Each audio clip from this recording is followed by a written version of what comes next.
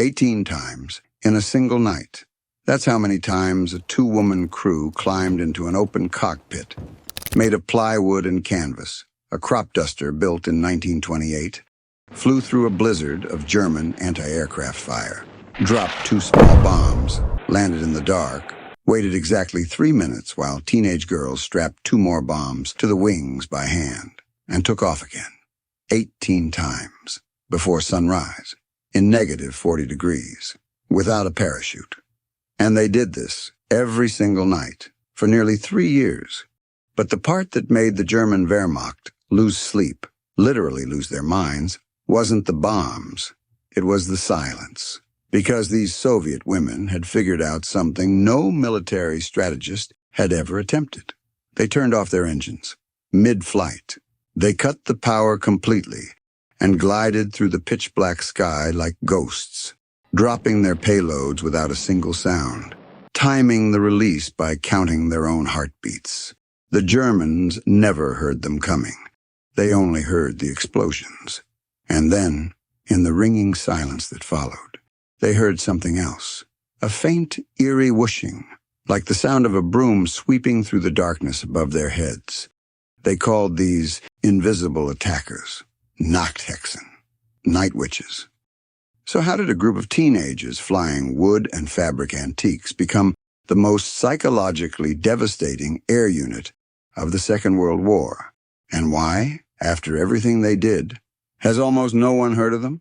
To understand what created the night witches, you have to go back to the 1930s, to a Soviet Union drunk on the promise of flight. Aviation wasn't just a profession in Stalin's Russia, it was a religion. Young women across the country joined paramilitary flying clubs, learned aeronautics alongside men, and were paraded before the cameras as living proof that communism had solved the problem of gender. The most celebrated of them all was Marina Raskova, a pilot who flew 3,695 miles across Siberia, and then survived 10 days alone in the frozen wilderness after a crash landing. She became a national hero, the Soviet Amelia Earhart. But that equality was a carefully maintained illusion, because when the Wehrmacht smashed across the Soviet border on June 22, 1941, launching the largest invasion in the history of human warfare, and the Soviet Air Force was nearly annihilated on the ground in the first week, when the nation was literally burning, the military still refused to let trained female pilots fight. The state had been perfectly happy to use women as propaganda symbols in peacetime.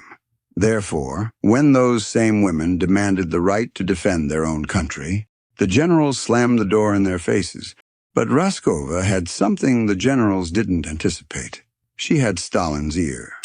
As the Wehrmacht ground toward Moscow and the entire Eastern Front teetered on the edge of annihilation, Raskova leveraged the sheer desperation of the moment to force the impossible.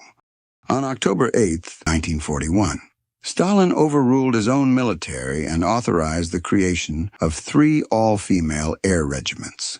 The 588th Night Bomber Regiment was born, not because the Soviet Union believed in equality, but because it was about to lose the war. Now here's the part no one tells you.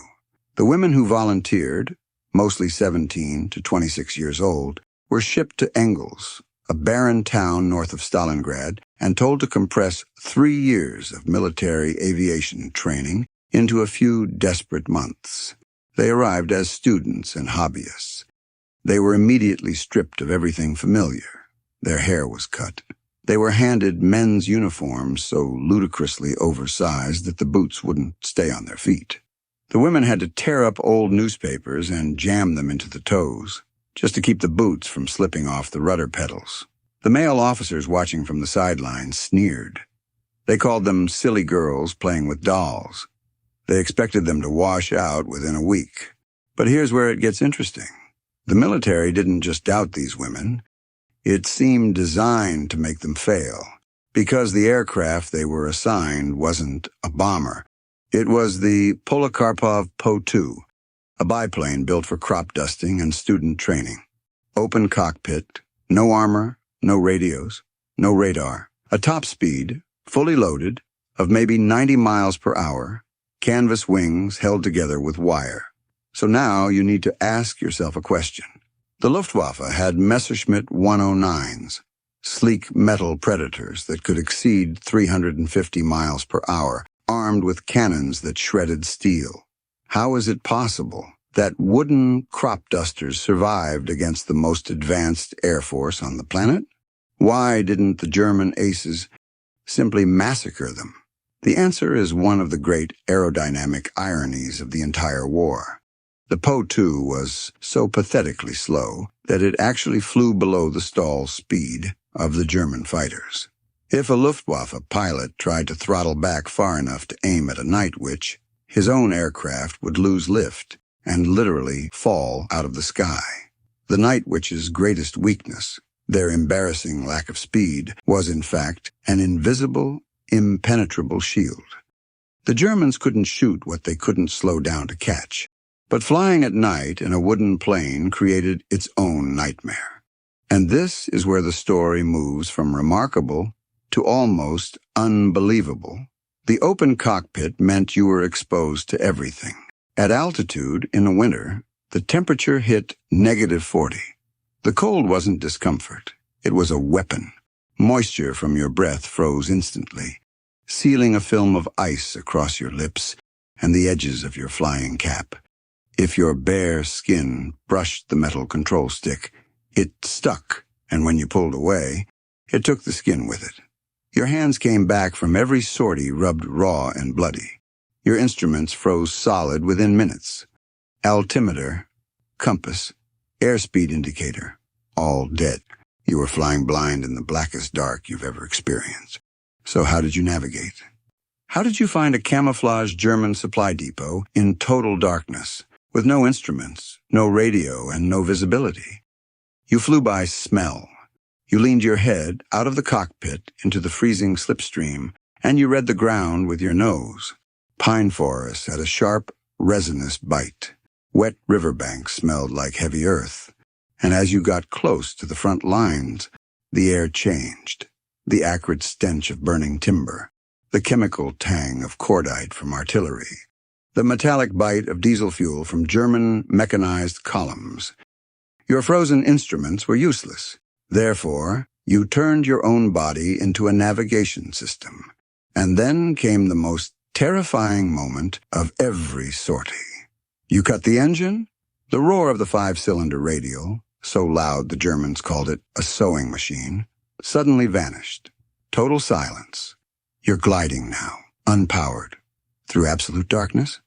The only sound, the faint whoosh of wind over canvas. Your navigator has her freezing thumb pressed against a mechanical stopwatch. The tiny clicking of gears, the only measure of time left in the universe. You can't see the ground. You can't hear anything. You're counting your own heartbeats. 1, 2, 3. Calculating the exact mathematical second to release the bombs. You drop them. The explosions bloom orange far below. And now you have maybe 4 seconds to restart a frozen engine in a dive before you become part of the landscape. You grab the manual crank and pray. A single tracer round could turn your canvas plane into a torch. And you knew this with absolute certainty, because you'd seen it happen to friends. The Po-2 burned, as the pilots themselves described it, like a match. Once the canvas caught, the entire aircraft was consumed before it hit the ground. And for the first 2 years of the war, you had no parachute. Not because of a supply shortage, but because the plane was so weight-sensitive that carrying a parachute meant carrying fewer bombs. The Soviet military did the math and decided your survival kit was less valuable than a few extra pounds of explosives. You were simply expected to burn. Consider what happened to Nadezhda Popova on one of those freezing nights, a former teenager from the Ukrainian coal fields. Popova flew her disintegrating Po-2 straight through a wall of German flak. Shrapnel tore through the fuselage, punched through her map, stitched holes across the leather helmet strapped to her skull. When she finally managed to land on the dirt runway, Mechanics counted 42 bullet holes in the aircraft. 42. And Popova climbed out of the cockpit, completely unharmed, reached into her oversized flight jacket, pulled out a small tortoiseshell mirror, and calmly fluffed her hair in the dim light of the airfield. The industrial slaughter of the Eastern Front could take everything from her, but it could not take that. But the horrors went deeper than shrapnel. On a night mission, deep behind enemy lines, pilot Yevdokiya Nosal, a woman who had joined the regiment after the maternity ward, where she'd just given birth, was bombed, her newborn son buried in the rubble, was killed instantly by anti-aircraft fire. Her body slumped forward against the dual control stick, pinning it down, sending the unpowered plane into a fatal dive. Her navigator, Irina Kashirina, sitting in the rear seat, watched the dark earth rushing up. She couldn't overpower the dead weight through her own controls. So she reached forward, grabbed her dead commander by the collar of her flight jacket, physically hoisted the body backward with her left arm, seized the stick with her right, arrested the dive, and flew the blood-soaked plane home with one hand on the controls and the other holding her dead friend upright for the entire flight. That was the reality of every single night.